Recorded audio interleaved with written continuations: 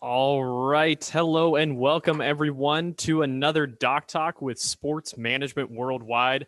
My name is Ike. I'm here in Portland, Oregon at the world headquarters of Sports Management Worldwide, and love to thank all of you for joining us. We got Dr. Lashbrook and Joel Corry in today. Quick ground rules and just kind of letting you all know the lay of the land.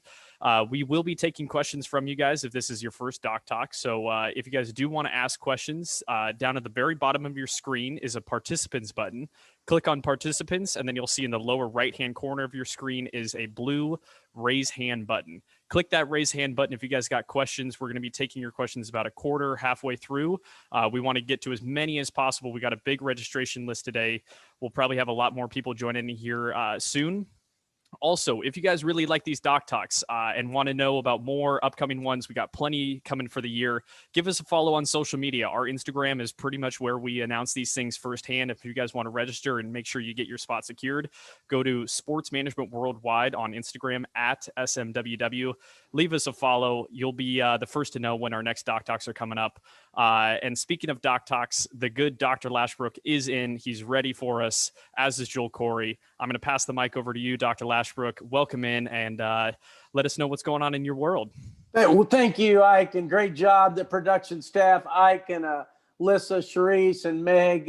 We got a great staff. We're getting through COVID. Joe, can I see you? Do I know you're out there? Is he coming in, Ike? He is in, yes. Let me get his microphone unmuted. Okay, hold on. Remember, Joe's been in COVID like the rest of us. We're all coming out. We got COVID fatigue, which means sometimes we get tired of Zoom, but we keep rolling with it, and I look forward to it. Ike's bringing Joe in. I want to tell you, these Doc Talks started during COVID. It's a way to continue our conferences, et cetera. We got a lot of big announcements coming up. Doc Talks, we used to call them meet and greets. When COVID's over with, we're going to get back down to Vegas and everywhere else. Joe, a good afternoon. How are you doing, my friend? Oh, I'm doing well. How about yourself? I'm ready for the vaccine. Maybe earlier, being the age I am, Joe, there is an advantage to age. But, Joe, we got a good group here today. A lot of them are alums, and a lot of them already know your background. I'd like to ask first, in the COVID world, besides teaching SMWW, give an update on what you do in a week as far as the different business opportunities and as you grow your expertise in salary cap. Well, I've got my weekly column for CBSSports.com called Agent's Take, where I have to figure out something topical to write about. At the beginning of the football season, I started a podcast called Inside the Cap, which is also on salary cap, contract matters. So I got to figure out what to talk about each week on that front as well. Also do some consulting for a select group of agents. So that keeps me busy as well. You know, Joe, it's interesting. I found during COVID, I spend like you do. I spend my day trying to understand all the silos of sports, whether it's salary cap or the agent world or analytics. It's pretty exciting to see sports has still survived. And I'm really excited and looking forward to the future very soon here as we get the mask off and bring the flask back in. Joe, a couple of questions to our audience before, and I said at the end, quarter of the hour, where we're going to take questions. But Joe, I have a couple basic questions.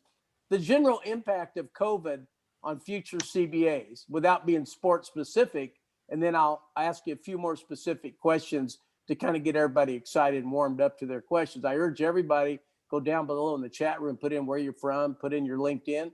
Talk to your fellow classmates and share thoughts or ideas or responses to anything that Joe or I talk about. Joe, just kind of give you that overview of implications of COVID and post-COVID, your comment. Well, we saw it this year have a huge impact on the NFL because they ended up having COVID-19 amendments to the CBAs. They had like two separate multi-page documents which outlined various things which were only implemented because of COVID-19. You had players who were allowed to opt out for one, some for medical reasons, some voluntarily.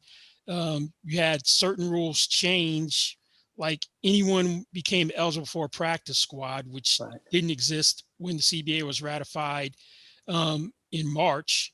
And now you're really going to see it probably impact the baseball negotiations after this next season, the 2021 season, Right. the CBA will be up. And since revenues were down in 2020 and most likely will be down in 2021, baseball was already headed for a huge labor dispute.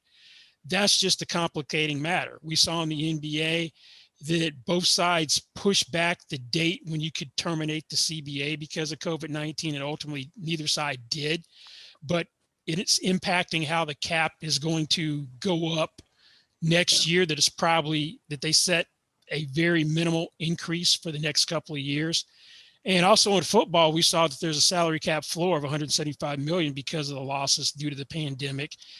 We don't know whether the league is going to find a way with the NFLPA to make sure the cap doesn't get close to that floor and is a lot closer to staying at its current $198.2 million level. No, it's fascinating. I got to be honest with you, being an agent for the last 25 years and currently have Matt Moore, the backup to the backup with the Kansas City Chiefs. So we all saw what happened. But Joe, he was called by Andy Reid after he'd already done a very great job last year and went to the Super Bowl as a backup quarterback. Here was a great example of what you just said. They put him on, they used the veteran practice squad, all the new things that came out of COVID, and gave him a guarantee. And that wouldn't have happened without COVID. Joe, stay with football before we go to the other sports. In football, help me out here, though. I know one thing, the players are negotiating, and salary cap is part of negotiations, but they're talking about no off-season, if I may. They kind of said, wait, we had a pretty good product without going to practice every day. Your comments on that, getting ready for a new CBA and some of the implications of COVID, what we've learned. Well, that's one of the things which has been a priority for the players, to have less of an off-season, structured off-season, and fewer padded practices once training camp started. This year, you had the virtual off-season, no preseason games, and the product really didn't suffer. So NFLPA President J.C. Tretter came out and was like, hey, we don't really need to have this off-season as it's been in its traditional forms on a go-forward basis. So there's going to be something that the NFL is going to want from the union, and we'll see how that works out in terms of coming to agreement on some sort of modified offseason. Joe, staying on football before I go to an NBA question, you notice that the make up that lost revenue, the owners have always wanted, and I think they'll get there. We go to Wembley every year for the NFL game in Europe, and people laughed 10 years ago, but they sell out in 20 seconds, 70,000 people. Joe, the leverage I think the players have is the owners really want that 17th game. Your comment on that?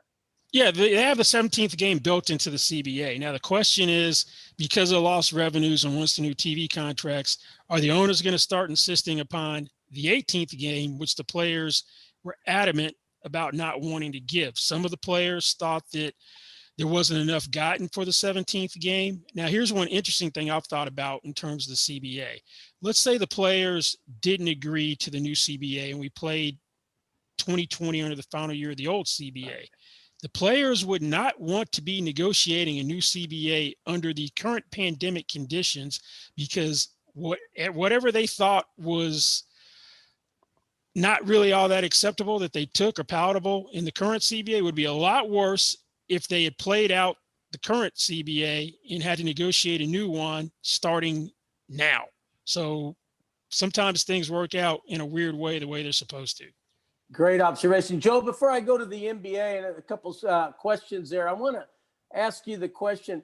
I know when I started my agency with Jim Steiner, started working with him, and we really didn't have any salary cap per se. They came out of the lockout, but every organization has a salary cap, a department. Many agencies have. Explain to the group about what salary cap, how you could break into different capacities. It's not just a matter of knowing more than you knew now, the implication of that, including sports betting agent. What do you tell somebody that's interested in the salary cap and wants to start a career in that salary cap? Give them some options out there, Joe. Well, they're two different sides. One, you could go work for a team. And one of the easiest ways to get in that pipeline is to do an internship or work for the league office in New York in either the labor department or player personnel department, because there are a handful of people around the league who work in team salary cap departments who come from that position. There was a time when I was trying to make the transition to that side to be a team cap guy, and I kept losing out. I'd be a finalist, and most of the times I would lose out to someone who came out of league office. So that's one way if you want to go from the team side. Now we have a burgeoning category called analytics, which didn't really exist in its form 10, 15 years ago. Baseball has always been ahead of every other sport in analytics. Football's behind the curve compared to other sports. Sometimes it's harder to quantify what individual player does because it's so dependent on what your teammates do. But that's a way to break in either on the agent or team side, because teams have a huge advantage in terms of analytics because they have 2, 3, 4 people working on analytics full time, whereas an agent may not have anybody or may only have one person. So that may be a way to get a foot in the door in an agency is working through analytics. Yeah. You know, Joe, you mentioned internships. Backing up when I was at Missouri in 1980, the assistant strength coach was a guy named Russ Ball. Russ is now with the Green Bay Packers trying to get back to the Super Bowl, 55 years when Kansas City and Green Bay. But Russ was a strength coach, and now he's a executive vice president of the Green Bay Packers in charge of salary cap. And I just think when people learn more and get in internship or whatever, good things happen. Joe, let's move to basketball before we start. Raise your hand in a few minutes. Ike will select you. We'll bring you in, and you can ask directly to Joe. These Doc Talks are not about us. They're about you. But, Joe, let's go to James Harden as an example of salary cap. How do you make such a trade happen?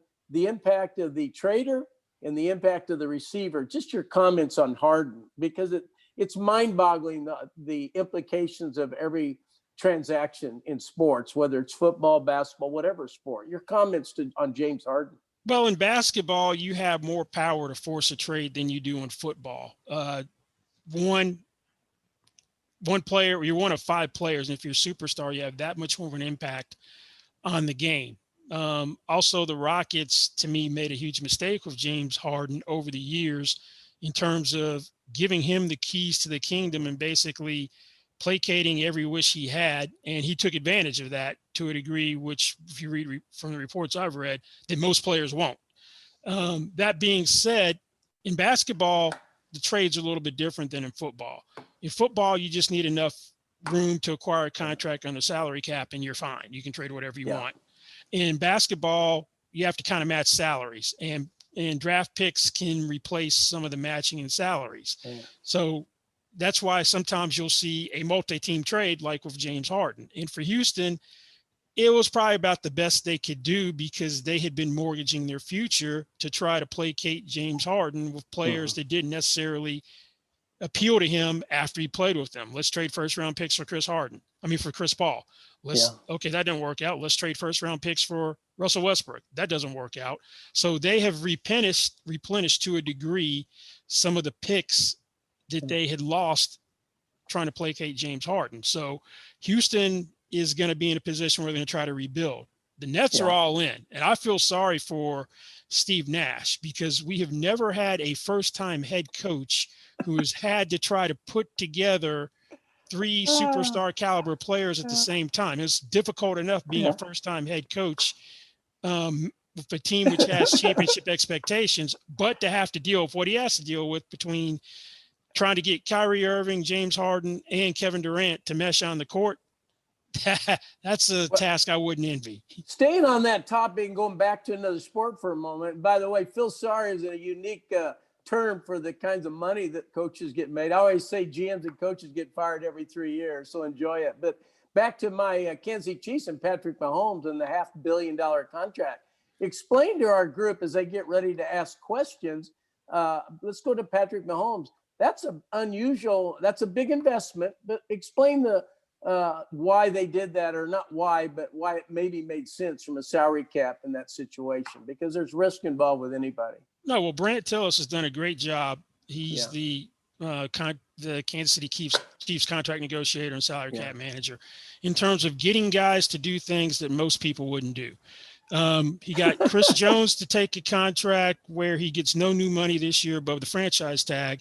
He got Travis Kelce to do one of the most team-friendly contracts in an extension I've seen in a long time.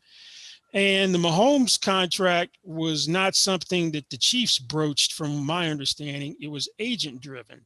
Oh, really? I don't really know why you want to do a 10-year deal, even though it does provide a little more security, well, a lot more security than your average long-term deal.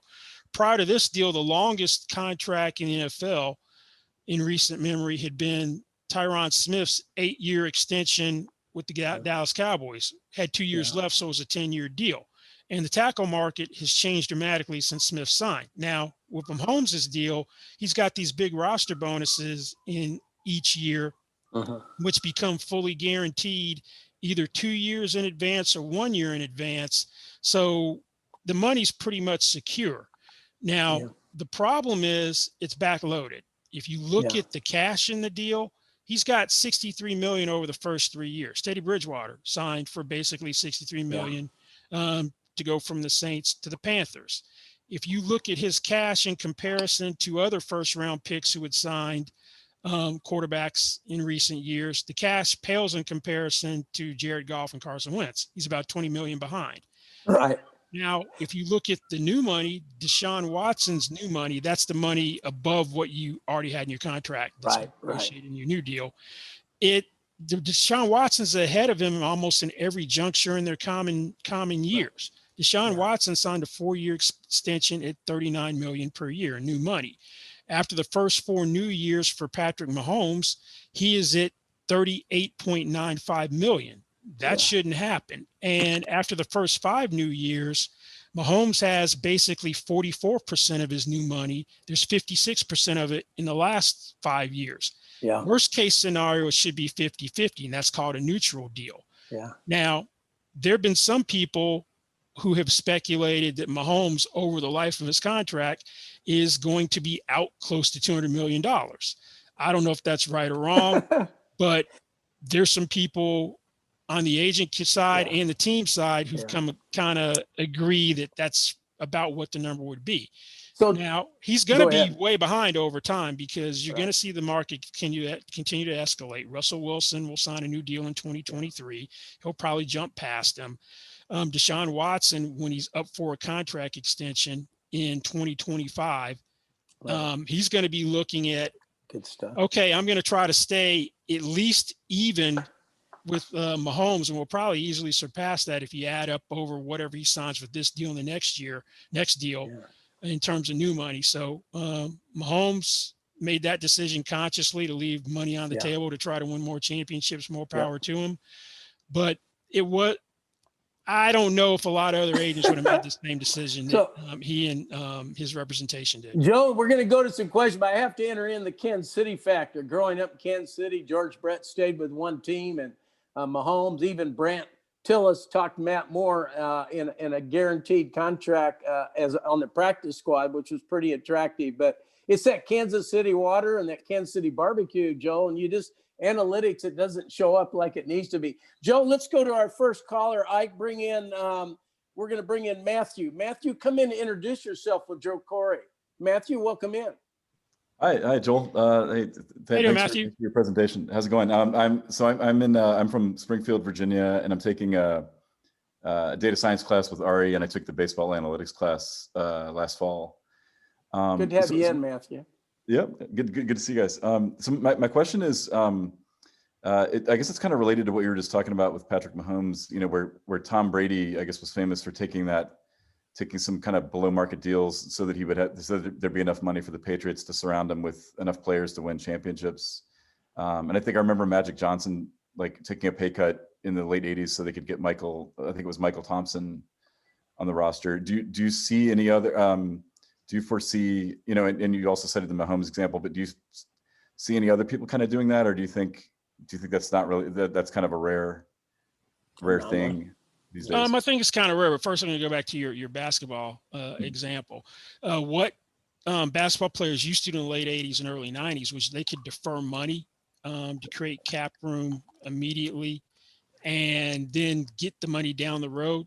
You can't even do that under the CBA anymore, under the NBA collective bargaining agreement.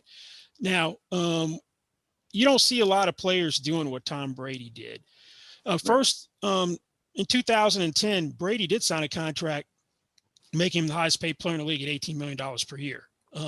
Then in 2013 is when he really started taking those discounts. And you could say they worked out perfectly for him because he had a championship lull and then won more when he kept taking below market deals. Now, I used to jokingly say that Tom Brady is the only NFL player that had signed a prenup because his wife, I was surprised to learn in her heyday, she was making $35-40 million per year as a model, which was more than Tom Brady was making. So in NFL people, some would say, yeah, you can do what Brady does when your wife makes more money than you, but you didn't see Ben Roethlisberger ever do that in his contract extensions. Phillip Rivers didn't do it with the Chargers. Eli Manning never did it. Drew Brees would play hardball with the Saints until the last two contracts when he did start to give them a little bit of a discount. I don't think you're going to see particularly players in their prime do something like that. Mahomes, I think, is an anomaly. One thing that the Patriots used to do, which would piss off other agents, they would use that Tom Brady doesn't go for every last dollar against you in contract negotiations. The union never liked the Tom Brady would take the discounts because in a sense, he was depressing the market. You never saw Peyton Manning do that. He didn't really want to take a pay cut that last year when he was on his last legs with Denver, but ultimately did. So I don't think that the whole I'm going to take one for the team thing is going to gain a lot of traction. Don Yee, Tom Brady's agent, certainly didn't do it. You work for the client. You got to remember that when you're an agent, you execute his wishes. Left his own devices. Don Yee's not doing that. That was directed by Tom Brady. He didn't do it with Jimmy Garoppolo. Garoppolo became the highest paid player in the league when he signed with San Francisco, although briefly. But it's not going to gain much traction. Joe, great insight. Thank you, Matthew. Let's go to Martin next with your introduction and question for Joe. Martin, thanks for coming in. Hello, I'm here in the Houston area. I'm in the baseball player development class, and I have a comment, really just a comment for Joel. The NFL Rules Committee, they've got to change this head-to-head contact penalties. You know, these offensive players, you know, when they in real time, they dip their head, they make some quick movement, and then the defensive players and they smash, you know, head to head. They've got to change this. Actually, the rule is in the books. They just don't enforce it. They could have called it multiple times on Kareem Hunt in Sunday's game, but didn't. They did miss a big one with Daniel Sorensen. That was helmet to helmet when Higgins fumbled on the goal line. He'd change that rule. Where if the ball goes out of the end zone, it's a touchback. It really, to me, it should be spot of the ball, or you give him a 15-yard penalty from the spot, but no turnover. Yeah, that was an unfortunate thing for Cleveland. We all get that. Let's keep going here. Let's go to Dawn with your introduction. Dawn, welcome in. Hey, everybody. Hey, Doc. How are you? I'm good, always. Hi, Joel. Nice to see you. I took your athlete management. Where's your video, Dawn? We can go to the moon. We can get our video on. Sorry, I can't do the video where I'm at right now. So is it a bad hair day? Yeah, something like that. Okay. Go ahead. We'll take your call. She's a good student. Go ahead. Thank you. Yeah, Joel, good seeing you. I took the athlete management course the end of last year. Okay. So happy to join in. I just had a quick question, sticking with the NFL. I'm not in the agent advisory program yet. I've talked to Doc about it and Adam, but my game plan is to join that. But I've been working with a college athlete in football. He is going to stay on for another year to finish school because of the abbreviated schedule with COVID. And my question is, what under our advisory agent program would we be able to offer him in terms of getting some visibility for, potential combine or just, Joe, I'll take that one, Don, and Joe can comment. Sure. Joe, this is an interesting year. The staying in school, going out. This is going to be the combine's been canceled. They're going to do it virtually. There are going to be a lot of kids that say, well, COVID kept me from this or that. I think and we don't know about the XFL and the CFL, but and college athletes getting paid. Joe, your comment to Don about what COVID has done going towards the draft this year and talent discovery and the many changes that took place this year. What's your overall comment on that? It's a good question, Don. Well, in terms of landing a client, the agents who actually went out and visited potential clients fared better, because a lot of agents were trying to do virtual Zoom meetings and stuff like that. So the in-person ones resonated more than they would in the past. What the NCAA has done is they've granted everyone an extra year eligibility if you want to take it. I'm curious to see how many players do take it. Every year you see too many players declare for the draft, underclassmen. They usually send the triple digits, 100 and some odd players will declare, and you only have 255 draft spots, 256. So there are a lot of mistakes made. Once you put your name in the hat, you can't pull it out, except if you were someone who was a senior this year, you're automatically entered, don't have to declare. You have till March 1st to pull your name out and get your year of eligibility. Well, it'll be interesting to see how the name, image, and likeness rules, assuming they come into place next year like they're supposed to, impact things, particularly with football, because in football, you're not eligible for the draft until 3 years have elapsed from your high school graduation. Now, with the ability for college players to have marketing agents in football, it's going to impact more so than any other sport. Absolutely. So you will have football players who normally would not have any affiliation with an agent having one, whereas in baseball, you can come straight out of high school. So you're already talking to agents. And for the NBA, the one and done rule still exists, but there's a very high correlation between being a 5-star recruit and being a lottery pick. So those guys are talking to agents while they're still in high school as well. So it's really going to be football, which there's going to be a bigger impact for the name, image, and likeness rule. So that's going to be something I'm interested to see how agents adapt to that. Joe, you'll be happy. Don, thanks for your question. Joe, we've asked your colleague and friend that introduced you to our company, Mark Eisenberg, to put together an 8-week course called NIL, Name, Image, and Likeness. We think it's a huge opportunity in the business of sports to understand what's going on, not only for agents, but even athletic directors, assistant athletic directors. We're excited about that, Joe. And you're absolutely right. You're going to have like a hockey and baseball player deciding, do they want to go to college or do they want to go directly to the pros? And the choice, because they can get paid, plus they can always do online education if they don't go to college. It's a real interesting, I call it a 2.0 seismic revolution. Let's go to Jay Priest with your introduction for Joel. Keep coming with the questions. Priest, come in. Welcome in. Hey, Joel. Hey, Doc. Thanks for having me. Joel, just a question about, some of the time that you spent in the agency world, back in the 90s and some of maybe the unknowns, positive or negative, that someone who's looking to get into industry might not know from reading articles or just having quick chats with people, good or bad, just some of the things that popped to mind for you. When I first got started, the thing which I really loved was being able to go to games. Going on first Super Bowl was great. First All-Star game was great. Over time, it's kind of like, oh, this becomes work to a degree where you're like, do I have to go to another game? Now, one of the things I never realized I was going to have to have a working knowledge of is family law, because athletes end up having issues in that area, children out of wedlock, paternity issues. So you're going to have if you're not an attorney, even if you are, family law is not your area of practice, you're going to have to know who good family lawyers are in certain areas so they can handle whatever matter comes up with your client. Now, depending upon how you run your practice, some agents will overpromise in the recruiting aspect and underdeliver in servicing. So they're thinking, if I sign 8, I lose 2, and I don't service much of anything, and I just recruit, have a positive each year. But if you service your clients, then you can end up doing very mundane things.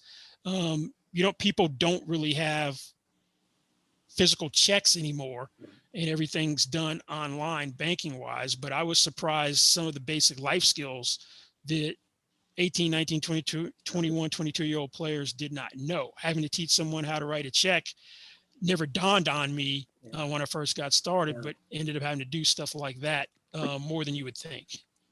Thank you very much. Thank you, Justin. Joe, it's interesting. We're going to go to Adam next, but Joe, I wanted to remind, I started my company. I lost Ryan Leaf. We worked hard. I knew his college coach, you got lucky. Mike Price. No, but I always felt that when I saw what happened to him off the field and his lack of growth and the problems that he needed a personal advisor. And I say this sincerely. Yes, he did. You're right. He did. He did. And I think today, I've been telling students, agent advisors, you're going to get a relationship with the backup quarterback at Kansas State and do such a good job.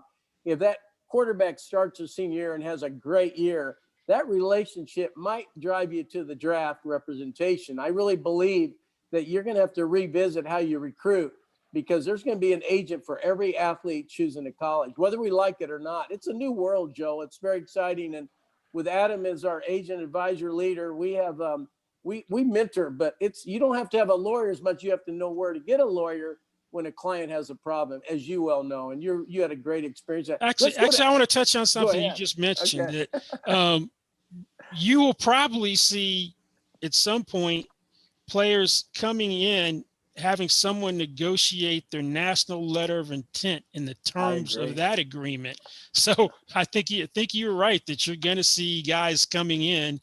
Well, I want to be able to transfer without any repercussions, and it's going to be interesting to see where this ultimately Joe, I really believe the 25-year agent advisor foundation we laid globally. And remember, talent discoveries all over the world. They're all not coming from Texas, if I may, whatever sport we're talking about.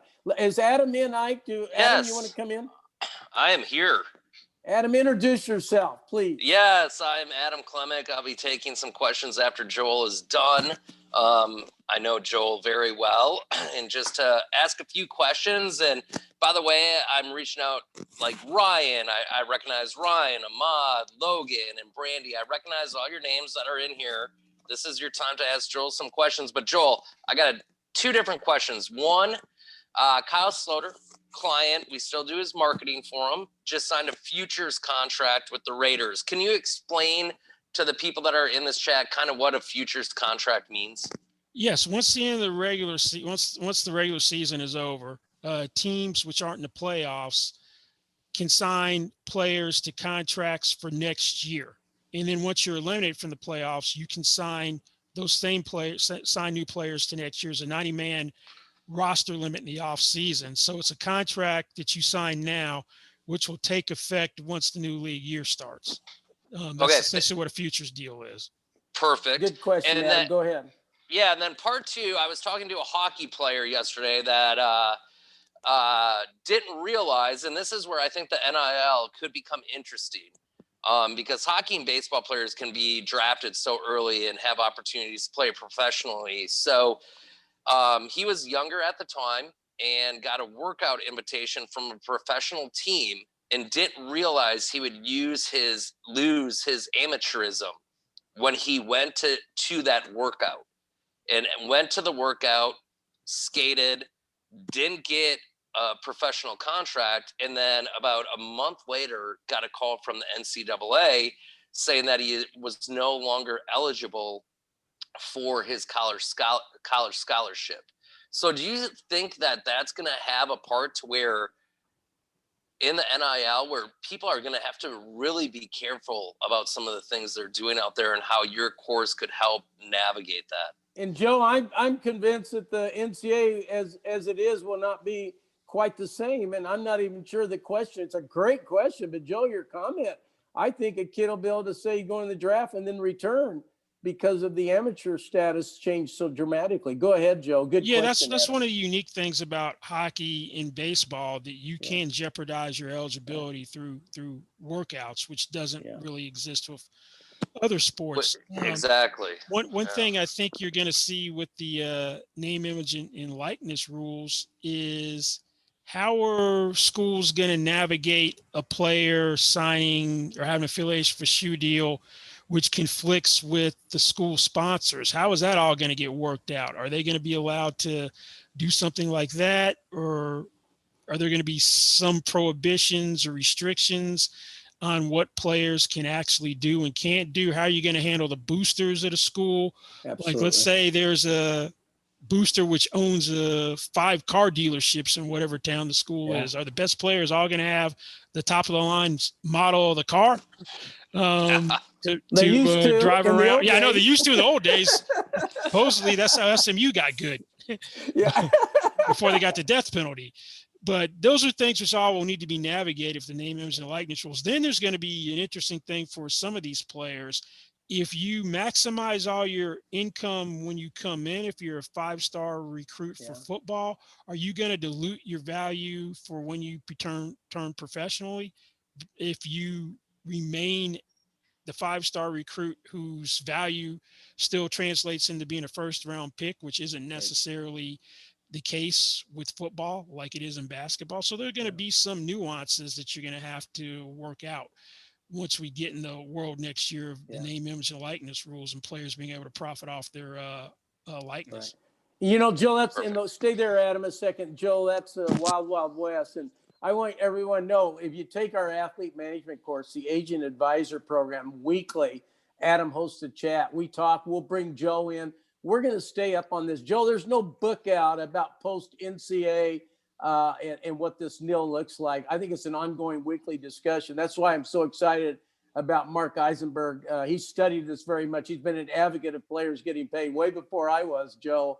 And he's been an advocate for that for 20 years. I know he's been. Hey, well, Joe, let's go to Adam. Anything else before? Yeah, what I was going to say is stick on after the chat with Joel, and I'll share everyone with my experience. But I took Joel's course. He was an unbelievable instructor, and Joel and I have stayed in touch. And you know, I've represented now over 5 guys in the NFL. I started with an NBA basketball player, Alfonso McKinney, who's still with the Lakers, who unfortunately couldn't play defense last night in the 4th quarter and lost to the Warriors after a 14-point lead. But anyone who's into betting, we have a betting course, and you could bet the Warriors live at plus 14.5. But anyways, that's an emerging field as more states legalize sports betting. Huge. Yeah. And then leagues are going to figure out how to monetize the whole gambling aspect, 'cause that's going to be an interesting revenue stream for the NFL. And the players will share in however the NFL monetizes gambling. No doubt. And like we had the CBA.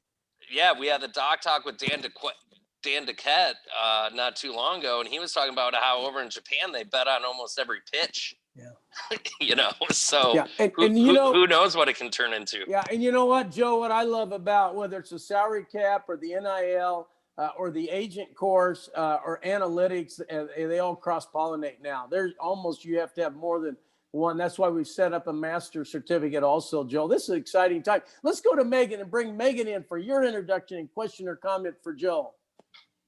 Hi, Joel. My name is Megan. I'm a marketing intern at SMWW. And so my question is a little bit of a shift away from the NCAA conversation that we were just having, but obviously revenue has taken a huge hit just with fans not being in the stands and all of that. From what you had said, it sounds like professional players like the superstars like Mahomes are going to get paid no matter what. But what happens to the athletes that aren't as known or aren't as popular? Well, we're going to see firsthand what happens with the NFL this year, because pre-COVID-19, everyone's anticipating the salary cap would go up to 210 million, 215 million. Now it could be as low as 175 million. You're right. The superstars get paid. If it's 175, you're going to see a lot of guys released, and this becomes a simple economic equation. There's going to be a glut of supply, so it's going to be a huge buyer's market. Even if the cap's flat at 198, you're still going to have players released. So you're going to see guys doing one-year deals to try to hope that the new media rights deals will come into effect and the league's going to get a huge windfall. So the cap will start going up again and then try to hit the market again in 2022. But yes, the middle class is going to get squeezed, and you're going to see a lot of guys who are going to be taking pay cuts or playing for a lot less money than they thought they would when their contract expired than they thought 2 years ago. So it's going to be the NFL is going to be the first real test case to that, because the way the cap is expected to drop or at best remain flat. Look, Megan, anything else? No, I think that was it. Thank you. I love you Thank you. coming in. Megan's been interning in our office. She's taking a course and she's doing it. She's got a bright future, and we're doing a lot on social media. She's even making me better. She and Alyssa are. Joe, I want to ask a question here. The talking about expansion as a revenue makeup, and let's go back to MLB. I know they don't have a salary cap. The NBA, maybe a Seattle team, etc. Your thoughts on expansion? Even baseball was talking about relocation, but they're almost, it's $1 billion recovery windfall for franchise tags, if I may.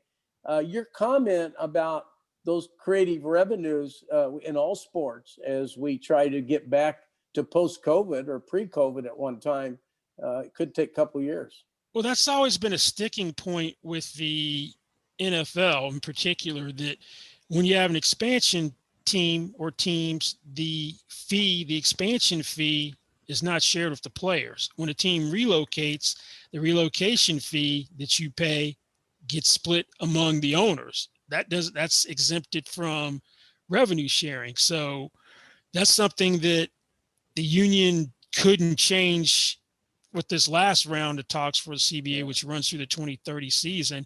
But as you have more teams enter the league, that's going to be great for players in terms of there being more jobs. And if you have, and it's going to be more inventory. So more inventory should be more attractive to whoever is going to be the rights holder. And the lifeblood of any sport, major sport in this country, is the TV revenue, because we haven't seen TV revenue go down, and particularly in a cap sport, since that is where the majority, which drives salaries. If you ever have revenues go down from a TV or media rights standpoint, we are all in trouble. But the bubble has not burst, and I don't anticipate that happening anytime soon from that standpoint, even though people aren't watching sports, particularly younger people, the way they have been in the past, that you have cord cutters, and young people don't watch sports the way my generation did. You sit down for 3 hours, but nonetheless, there are going to be ways to figure out how it works streaming wise, or they're going to, like you saw the NFL for the wild card round, that Nickelodeon game, to try to attract a younger audience. So they're going to try to do things to figure out how to navigate the changing viewing habits of the consumer. Well, and Joe, we talk about sports betting and not only the revenues for the teams and leagues and the partnerships. Sports betting drives interest in watching games and also fantasy football. Right. And the Red Zone channel exists for one reason: fantasy football. Absolutely. Why are you going to watch a game that's a blowout? And Al Michaels alludes to it more than anybody else. Like, this is an important touchdown in a blowout. That's because the point spread's in play. So that gets people to watch games which you would otherwise turn off. So as betting becomes more where you can have, if you ever have at home in-game betting where you can bet on what happens next play, so forth. Yeah, you're gonna get people watching those games. It's coming, Joe. And the backdrop of our global economy and the revenue of states, they got hit too, not just sports, but you hit it right on the head. Joe, we're encouraging other questions. I have a question of the Deshaun Watson debacle in Houston. How do you trade him, and how is the salary? I'm not trading him. Okay, but explain the salary cap. Go ahead. Okay, well, first of all, Deshaun Watson in early September signed a 4-year, $156 million extension. Now, his salary cap number this year is 15.94. 5.4 million of that is bonus proration. So if the Texans decided to trade him, the acquiring team would need $10.54 million to absorb his salary this year, fit him under the cap in order for the trade to be executed. Now, if Houston trades him, he's got a $27 million signing bonus in the deal, which is prorated over 5 years. So the cap charge for him would be $21.6 million. They'd have a $5.66 million increase on the cap for trading him. Now, he has a no trade clause, which means he can control where he goes. So if Houston decides to trade him, they can't just decide, we're going to trade Chicago Bears. You don't want the Chicago Bears? He's not going there. because he has to give them prior written consent in order to be traded. Now, if you're going to trade him, which I wouldn't, I would work with him in terms of what are 5-6 teams or however many teams you might be willing to go to.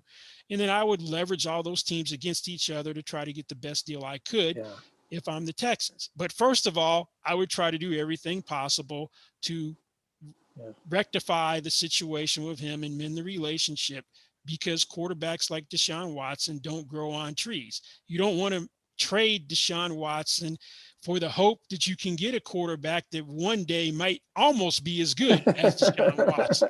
So if that means you got to hire the head coach he wants, so be it. But one, they made a mistake by saying they were going to include him in the GM process. Obviously, a lot went wrong because they ignored everything the search committee wanted and didn't keep him in the loop. So I would make him be a part of the head coaching process. You don't have to necessarily hire this guy, but make him feel like his voice was heard. He may still want out, but if I'm the Texans, I exhaust every avenue that way. And I'm like, look, we're not trading you.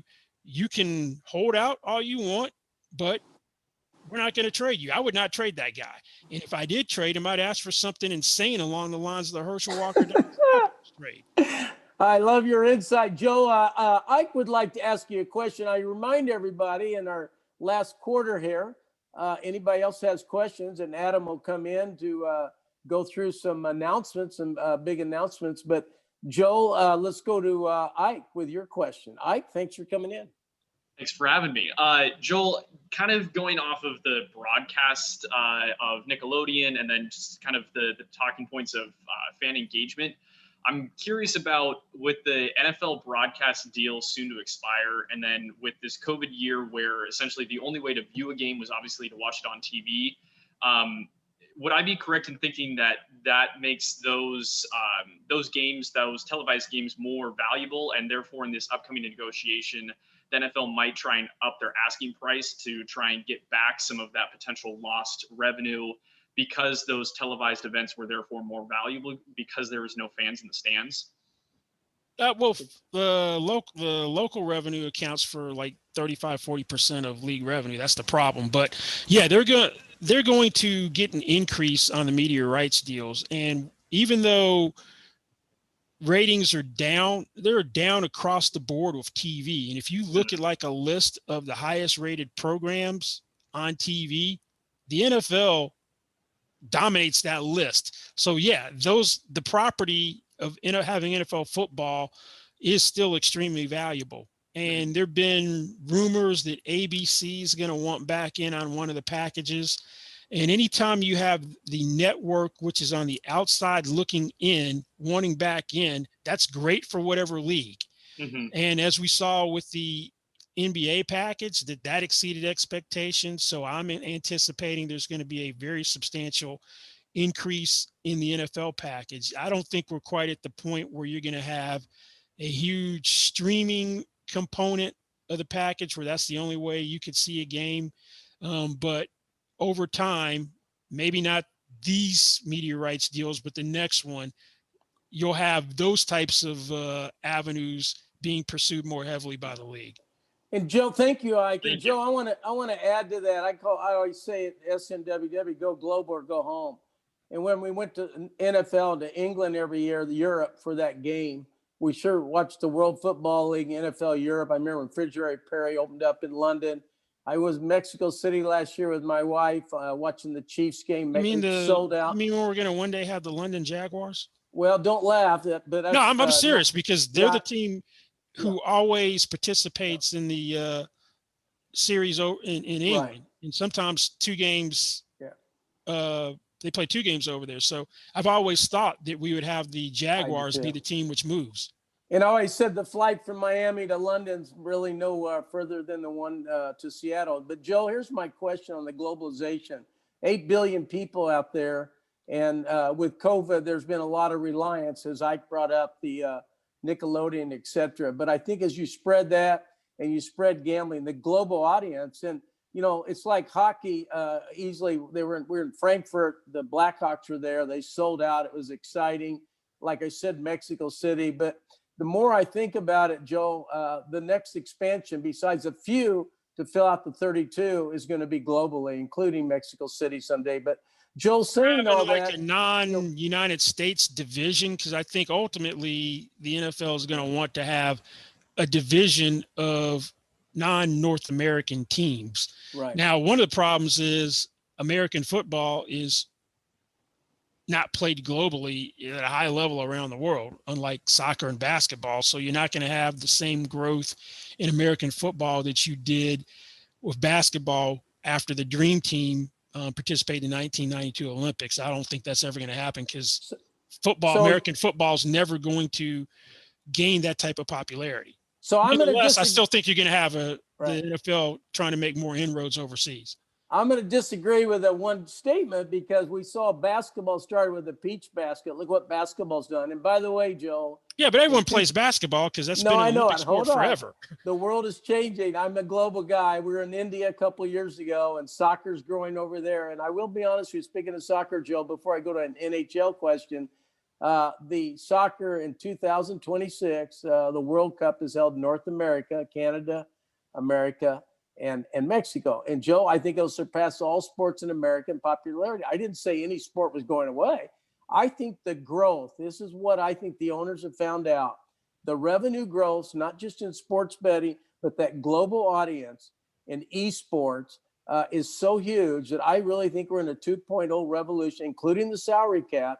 And speaking of salary cap, we'll go to baseball last, and anybody has any questions. But Joe, the NHL, it's in your backyard. We saw what Vegas did.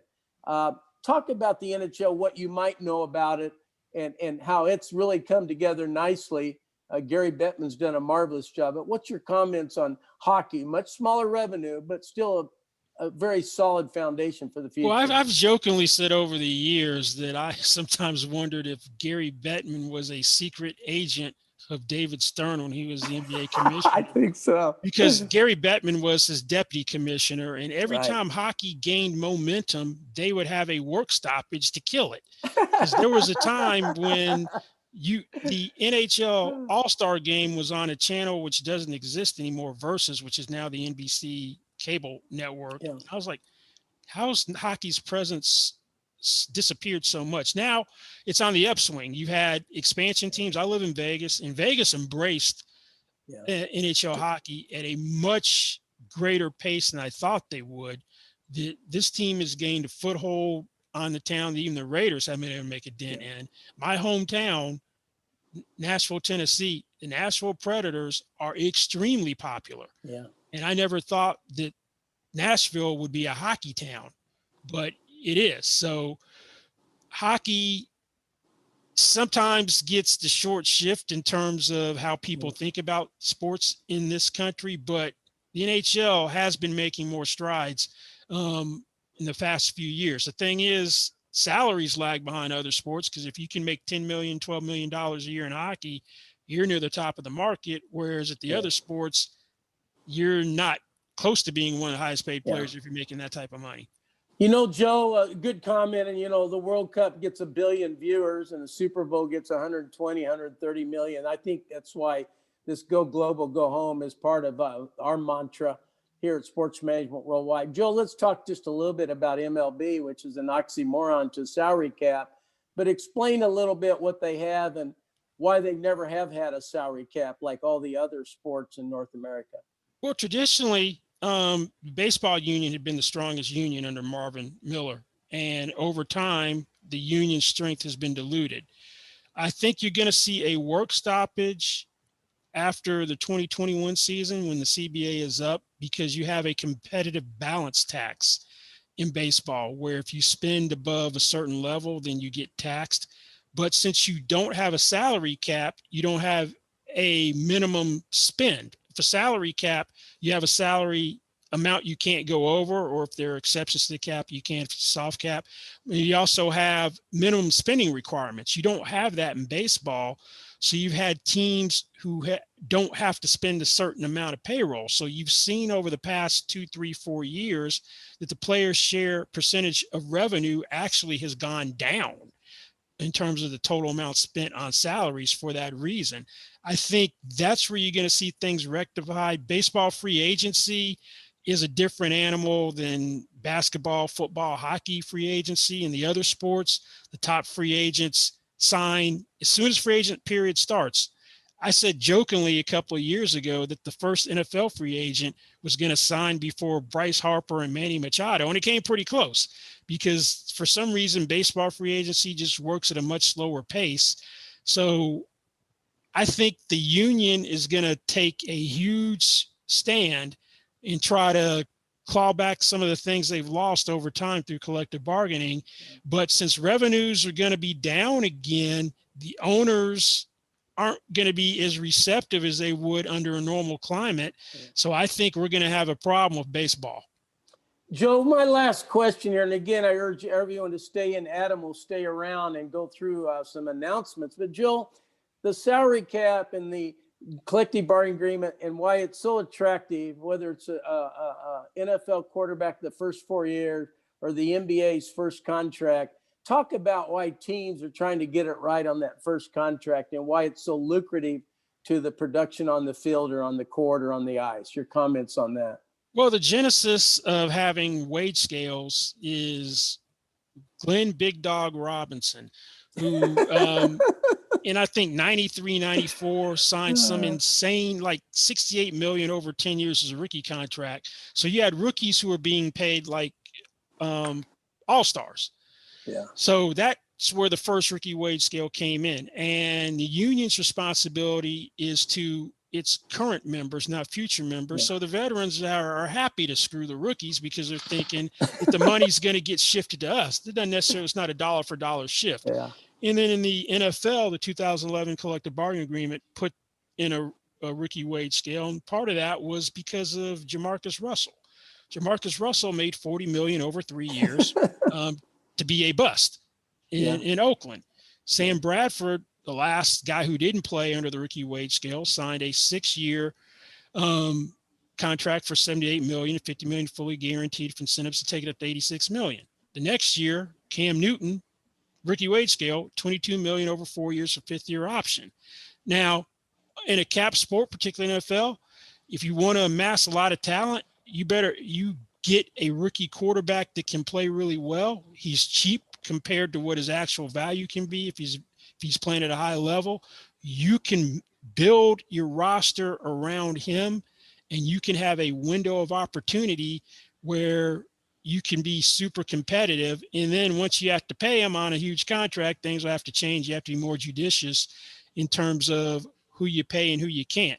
The Seattle Seahawks, when they were perennial championship contenders, because Russell Wilson was a 3rd-round pick, flashed really early. So they had him for next to nothing. And as Bobby Wagner said, when they had to start giving second contracts, can't keep everyone. So you have to start making choices in terms of which guy you pay, which one you don't, which positions that you cut corners with in terms of trying to fit under the salary cap. So it becomes much harder for second contract. With the rookie wage scale, that gives you an opportunity to amass a lot of talent if you do it right, unlike the Indianapolis Colts, who wasted the cheap years of Andrew Luck. Yeah. And you know what, Joe, and it's just been a great to talk to you. Back to that college, you almost need a salary cap to keep the Alabamas from having the top 50 players. And the NFL, and my worry, and the reason I love the salary cap, and which baseball had it, Joe, the product is the competition and not the victory. And the NFL is a great example. Anybody could beat anybody on a Sunday. And I think that keeps it exciting. The owners learned that in the NHL and the NBA. They needed something to give small market teams a chance to compete. And that's why the product keeps growing and growing. Joe, any closing comments? We have you and 50 other faculty and 35 courses from 163 countries, 20,000 graduates. Joe, you do an outstanding job. I love listening to you. You never bore me. Any closing comment to those that might be interested in getting in the business? Well, one, I've got the athlete management course, which is Wednesday night, 6 p.m. Pacific time, 9 p.m. Eastern time, which starts every 8 weeks. I think another course starts in 2 weeks. First Monday in February, the new salary cap course starts up 8 weeks, where we go cover all sports, terms of collective bargaining and how the system for paying players or a salary cap works. And then come April, for those of you who want to be NFL contract advisors, we have a prep course, which is kind of like SAT prep course, LSAT, GMAT prep course. So the passage rate in that class is 65-70%. The passage rate for the test is about 35-40%. So you'll definitely be prepared if you take that. Joe, I hope you're doing well. I can't wait to get a vaccine. I can't wait to see you this summer. I'm an optimist. I think we're going to get back to our conferences and everything. You're a blessing for Hopefully us. The summer league goes off the way it's supposed to, and then we'll be back out here in Vegas. I know. I can't wait to see you. And by the way, Ike, I'll let you give it back to Adam. Adam, Jill, thank you. And Adam, come on in and make your announcements and talk about All right, guys. Thanks for having me. Everybody. So go ahead. I'll let Adam come in and hang in there with us a few minutes. You'll learn a lot. All right. Thanks, Dr. Lashbrook. Thank you. Go ahead, Adam. All right. Well, I'm here. Sorry. Hey, Logan, if you're there, I know you're texting me trying to get a question answered, but I'm sure I could answer it as well. And thank you for Joel. I guess giving my quick background, as you can see behind me, Packers fan and not bandwagon. Grew up in Green Bay. Parents have 6 season tickets and moved out to Portland. Met Dr. Lashbrook because he couldn't get direct TV service at the brewery and restaurant that I was part owner of, and got to know Dr. Lashbrook and sold out my shares of the restaurant and brewery, and came under and took athlete management with Joel Corry. Within my first year, had signed a player from Texas A&M who got into rookie camp with the Dallas Cowboys. Unfortunately, he was an outside linebacker and reported in underweight, and they had to work him out at safety, which did not work well. From there, I've represented 5 or 6 guys now in the NFL. Basketball player Alfonso McKinney, who I brought up, who Brett Canis and I sent him over. I graduated from University of Wisconsin Green Bay, and that's where Al went to school. Sent him over to Luxembourg. He was down in Mexico, then was over in China, and then went into the G League, and then proceeded on to be signed by the Warriors, and then got traded to the Cavs and is now with the Lakers. So the athlete management course, I always loved sports. I played football, baseball, basketball throughout my early years, and then actually had a chance to walk on at University of Wisconsin-Milwaukee for a baseball scholarship, and ended up losing that scholarship to outside problems. I had my older brother's fake IDs, so my priorities were somewhere else. But anyways, always dreamed about being in sports, and I took Joel's course, and like I said, now I've represented several players in different leagues, and I love it. What Joel's courses can do, or any of our courses can do for you, is get you the chance to get that interview or the chance to work in sports. The applications are free. You can go to smww.com, sign up or fill out a free application for any of our courses. It ranges anything from agent courses, which I'll go over in a minute, to we have a partnership with Concordia University of Chicago for a master's degree or doctorate program. We also have advanced certificates in the front office of any professional sports team. All of our courses are taught by industry professionals such as Joel. And what we do is bridge that gap of what can you bring to the table when it comes to working in sports. Teams get a ton of applications of I'm passionate about sports and I want to work for your team, but what do you actually have on your resume that gives you the ability to get that interview? And that's where our courses come into play. For me, I took both the athlete management course and the football GM and scouting course because I wanted to know what professional scouts were looking for in professional players that could play at a professional level. So it only made me a better agent by taking that course. I see like Ahmad in here and several of our agent advisors that have taken Joel's course. So I'd ask you guys to ask any questions when you have the chance right now to ask me any questions that you guys have, because I have experience in doing all of this in basketball, football. I was a family advisor to a kid that played hockey over on the East Coast for the New Jersey Hitmen. And like I said, what our courses do for you is bridge that gap between having any sort of education, no matter what level it is, and actually getting a career in sports. And we open up your network. We have you do informational interviews that expands your network. You can use your instructors as references. After the course, we have free resume services that gears your resume towards a career in sports.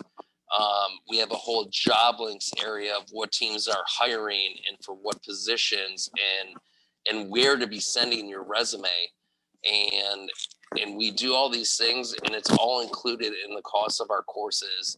Our courses also have alumni discounts. Several of you are alumni, so if you're interested in future courses, you get a $300 discount. If you sign up for multiple courses, you get a $400 discount. We have payment plans, and we're willing to work with you. And I've known Dr. Lashbrook for 20 years. He has Sunday morning chats that are open to any of our alumni or current students, that he will also give you advice in regards to how to get that informational interview that you're looking for, or where to be sending your resume.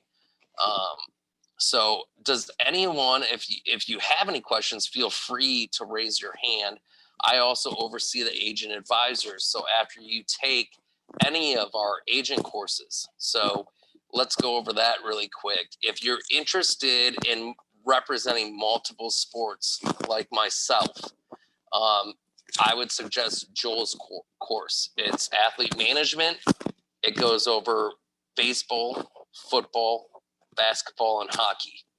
After you complete that course, you have the chance to do co-representation with the agency side of our company, and you get a 40% commission split on anything the professional contract would bring to the agency side of our company.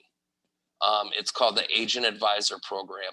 I host a chat every Wednesday night at 6 p.m. Pacific Standard Time for all the agent advisors, and we go over who is a prospect, who is not a prospect.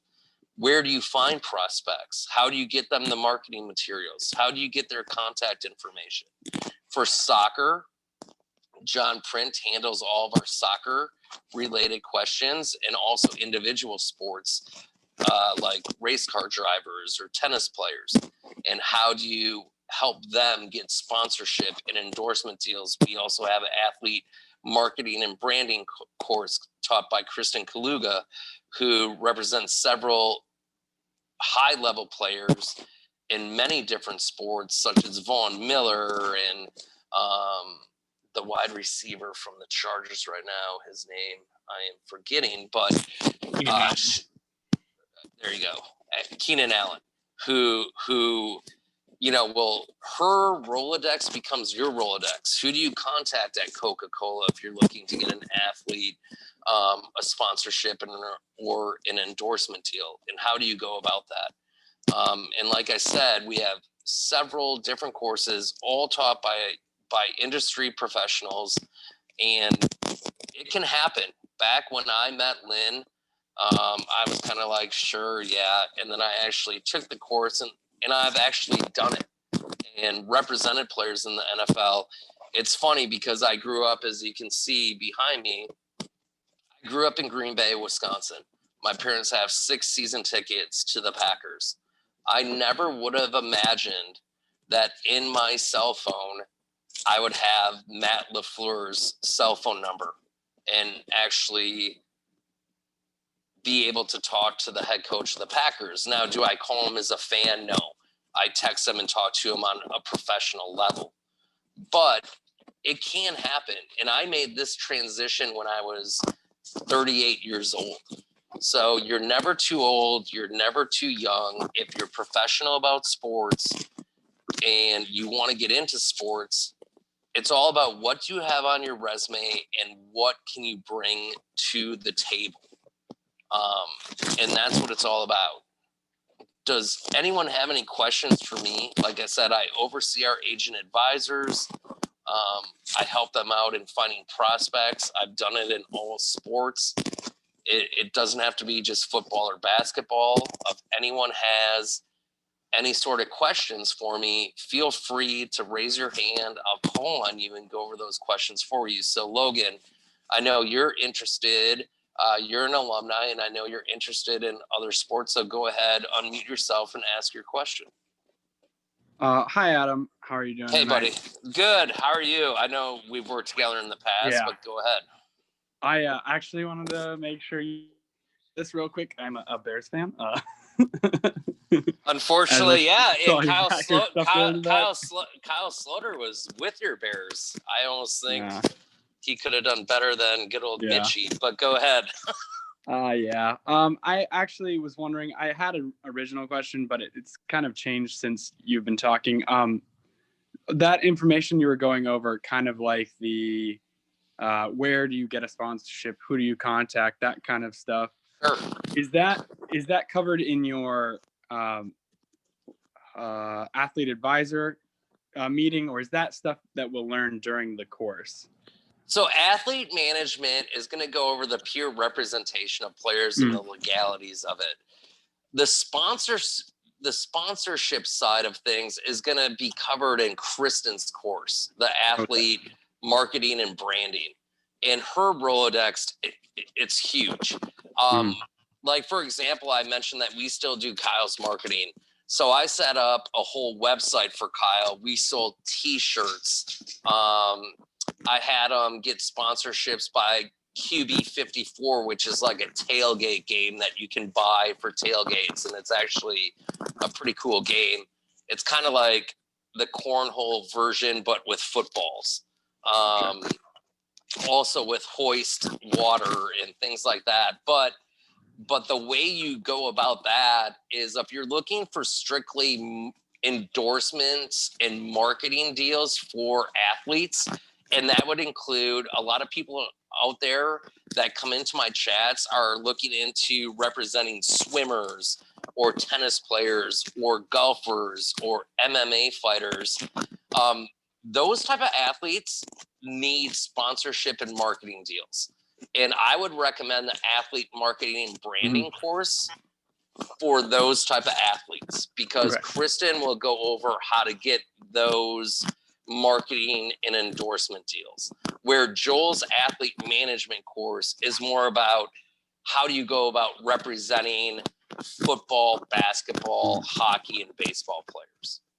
Not so much how do you go about getting them the endorsements, but how do you go about recruiting them, signing them, and getting them a professional contract.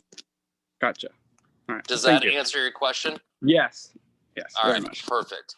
Does anyone else have any other questions? Ahmad, I see you in here. I know you normally have some questions. No, I'm good tonight, Adam. I know we got a meeting tomorrow. I got a meeting with Dr. Lashbrook on what we talked about last week. Okay. So All right. that's going pretty good. He was pretty excited. Well, and maybe Ahmad, since you're on right now, maybe you can explain your experience through the athlete management course and what we do in my chats if you feel up to it. If not, not a big deal. And then after that, we'll go to Brandy and Martin. No, I have no problem. Ahmad Abdur-Rashid, I'm here in Alexandria, Virginia. I took Joel's course back in August. Now I'm here as an agent advisor with Sports Management Worldwide. I'm on weekly into Adam's agent advisor meetings. They are very, very informative, and also things that, starting out, it'll be, it is good for us to get in, and it give us good guidance on how we need to deal with potential athletes and also help us not waste our time with, with athletes that, are just not going to make it, because I'm learning the hard way. There are certain criterias, but I'm also learning that, through my own personal experience and things like that. But I decided that I'm also a grad student for Concordia in the PhD program for sports, doing sports management, sports leadership. So with all of that said, with that and with Adam's help, has forced me having a few athletes that I actually go through. And believe me, when I tell you, I call Adam, and I give him a call because they'll tell you I don't like to waste anybody's time, and I'm not going to just send anybody. So, well, yeah, and I think that's another thing that people have to understand. Ahmad, is you're correct. An athlete will tell you anything sometimes you want to hear to help get representation, but sometimes you got to read through what they might be telling you. And those are things we go over in my chat as well, because I've been there and done it. So yeah, and believe we brought some crazy stories in the chat. So I heard it all, including sometimes I think the things I heard, I'm like, I don't even think mine's even getting near to what some people bring in. But it definitely helps in going through the course. And I'm also I think we talked about it last week, but I'm also I just got approved to go through the NFL Joe's prep course for the NFL certification. So that I'll be starting in April. So I'm excited about that. So I got pretty much a lot going on. So I got Adam helping me, Dr. Lashbrook. So, but other than that, I mean, it's actually great. And I see the potential in what I'm trying to do. And believe me, I don't think any other agency is actually doing what SMWW is doing. So, well, thank you so much for the compliments, Ahmad, and I'll see you tomorrow night during my chat. I want to get to Brandy and Martin. Brandy, go ahead and unmute yourself. Yes, thanks, Adam. Thanks for calling on me. Always great to hear from you and Ahmad as well. I've actually had the pleasure of hearing Ahmad speak in the past, so that's great for him to share his experiences. So yes, I do have a couple questions for you, Adam. I probably can't get through all of them, so I'm going to delve into to what I have here. But most recently, I was in Joel's course, in an athlete management course in 2020, so that was great. And based on being on all of the calls, at least the calls that I'm able to join, and that's including Dr. Lashbrook's calls on Sundays, I'm looking to go into Kristen's class next, marketing and branding. I'm a little unsure of what would be the best class after that, right? So that may be something I might need to talk with you about offline. When I initially met you, I was so focused on being a football agent initially, but then you kind of pushed back on that and actually had me thinking that basketball may be a much better route for me personally, although I want to do both football and basketball, because you have that basketball agent course, you have the scouting capability, the apprenticeship, all of that. So yeah, so let's get into that a little bit, just briefly. But so here's what I'd say. Like I said, if you're looking to represent in, like you or like myself, back when I started out, I didn't know exactly where I'd have my connections. And that's why I took athlete management, because I didn't know if I wanted to do football, basketball, whatever. And then after athlete management, I had experience with all four sports other than soccer. And that's why we have a different soccer agent course. So for me, what I did, I took athlete management because I was unsure of the course. But let's say, here's what I'd recommend to people. If you don't really know and you kind of have connections everywhere, take Joel's athlete management course. No doubt about it. Nice. If you're an alumni of athlete management and want to learn more about the salary cap, obviously a salary cap course. If you're going to take the NFLPA exam, obviously the NFLPA prep course. But if you haven't taken any of our courses, and let's say you're a college basketball player or a college baseball player, and you know that's where your connections are at, then I would focus solely on the baseball agent course or the basketball agent course, because that's where you know your connections will be. If you're looking to represent individual players, like we talked about earlier with tennis players or MMA guys, then definitely the athlete marketing and branding course is the way to go. For you, Brandy, like I said, let's talk at another time, because this could get lengthy and I don't want to take up everyone's time just with you and I talking. But you can definitely reach out to me. But I think for you coming into my chats and going from there, I mean, if basketball is the route you want to go, then the basketball agent course would back up, but yet then you would still have the possibilities to do other sports because you took athlete management. And like I said from the beginning, my experience was I took athlete management, and then I had a lot of guys that got into football. So I took football GM and scouting, because when I was going to pro days or the combine or the East-West Shrine game, when I was talking to scouts, I wanted to know, what was the grading scale? What is the National Bledsoe scouting system? When I'm talking to scouts, what were they looking for in guys that could play professionally? So by taking that course, it made me become a better agent. So I wasn't wasting my time. Now that makes perfect sense. And just real quick before you go to the next person. So Sure. Would you say, after taking the marketing branding course, I'm definitely going to do that next upcoming class, would you say then go the capology route, right, to get a better understanding of the nuances there, or go the scouting route? Which would you go there, and or that's kind of my dilemma. I'm just wondering, which would I take next as my third class? Yeah, what I would do is I would wait to take the capology course until you had a professional player signed and you wanted to know more about how to negotiate his contract. Okay. So it sounds like you're thinking scouting. I would do the scouting course next in whatever sport you really want to emphasize in becoming an agent, just because you can then go to pro days or anything like that. And when you are talking to scouts, you just come across as a very intelligent agent that knows what the scouts are looking for. So that's the way I direct you.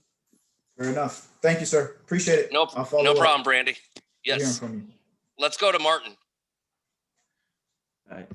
Yeah, so I was wondering if if the hockey agent course is going to be available soon. So we're working on that with Manny Schmidt, but if you take athlete management, Martin, and I know you and I have talked in the past. So even with athlete management, you still get the chance to do co-representation with Manny Schmidt, who is our hockey agent. He's based out of Canada. Manny and I worked with Manny in the past. We were family advisors to a hockey player over in New Jersey. And Manny knows what he's doing. So even with athlete management, you can still represent hockey players and work with Manny. And Manny knows what he's doing. He has a company called Link Management. And Manny and I worked together on this hockey player since he was 14 years old as a family advisor. He was the best defenseman on the East Coast, right behind Samuelson's son, who was just in the USA Junior World Championships. So I know all about that, but even with athlete management, you can still work with Manny on hockey players. Yeah, I was just wondering, maybe if it comes out in 3 months, I would just wait it out. Yeah, I said, I'm gonna have to talk to the higher ups there. And Ike, if you want to hop in and know if there's any progress on possibly a hockey agent course, if you want to jump in. I am on. Here I am. It's a good question, and it's something that's definitely in the pipeline. we're as Adam did mention, we are trying to put something together with Manny and just kind of work out scheduling as well as content and things like that. So it is something that we do want to put together and have available for yourself as well as the other people that are interested in kind of specializing in the hockey aging field. So no direct concrete like announcement date or something like that if that's what you're looking for, but it is something that is well within our grasp and reach of being able to produce and put together for you guys. And as soon as it's ready to roll out, we'll announce it to you guys. So we're probably, Martin, I would say on average to develop the course and get everything put together and scheduling with Manny, you're looking at 6 months out probably. But like I said, with athlete management, you can still do the co-representation with Manny. Mm-hmm. Okay, thank you. All right. Any other questions from anyone? All right. Well, I guess we'll probably start wrapping things up here. Like I said, applications free of charge. You go to smww.com, fill out your application. A career advisor will get back to you within 24 hours in regards to what courses you're interested in and explain them more in depth. And from there, Ike, anything else? Yeah, thank you, Adam. Thank you, everyone, for registering. We will be sending out the recording tomorrow via email. Same thing how I emailed you guys with the link to join in. You'll be getting the link to the recording so you guys can all listen back to what Joel and Adam and Dr. Lashbrook talked about. Next week, we also have our next Doc Talk with John Print on Brexit and the effect it has on sports in the UK. So if you guys are interested in that topic, feel free to join us. You can see that on our website, on the Doc Talks page, which is under the conferences tab. And then we'll also be having some Doc Talks to announce in February as well. So look out for those. Again, follow us over on social media, Instagram at SMWW. You can check all of our announcements there. That's where we release them first. So if you guys want to be the first to know, check us a follow. And yeah, if you have any other questions, feel free to send us an email at info@smww.com. Again, great to have everyone. Can I just pipe in really quick? I noticed while I was speaking, there's a lot of questions direct message to me. For everyone that direct messaged me while I was speaking, please just email me, and it's Adam, ADAM, @smww.com. So perfect. Please just email me there. All right. Well, I think that's that. Adam, everyone, thank you very much. Enjoy the rest of your evenings. Stay safe, stay healthy, and we'll see you on the next one. All right. Thanks, Ike. Thanks, guys.